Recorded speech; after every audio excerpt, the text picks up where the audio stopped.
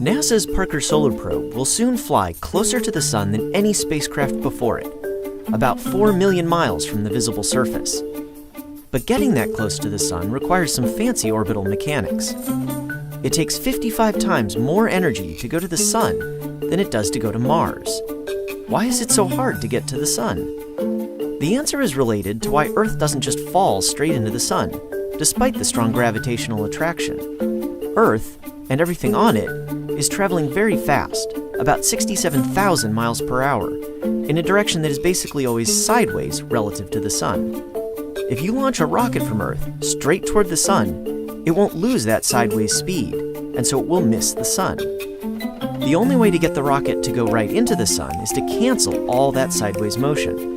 Leave even a little bit, and it will miss the Sun and enter a new orbit. To cancel Earth's motion, you have to launch the spacecraft backward as fast as Earth is hurtling forward. But 67,000 miles an hour is really fast.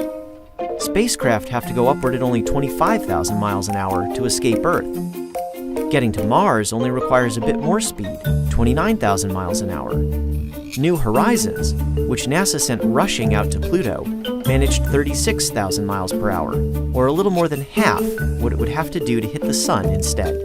Since Parker Solar Probe plans to fly past the Sun, it doesn't need to cancel out all of Earth's sideways speed, but it does need to remove 53,000 miles per hour of it. That's why it's using one of the most powerful rockets available, and additional gravity assists from Venus over a period of several years.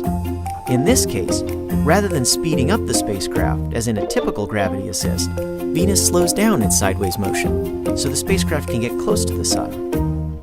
When it finally does make its closest approach to the Sun, Parker Solar Probe will have lost much of its sideways speed, but gained a great deal of overall speed thanks to the Sun's gravity. Parker Solar Probe will hurtle past the Sun at 430,000 miles an hour, the very first human-made object to get that close.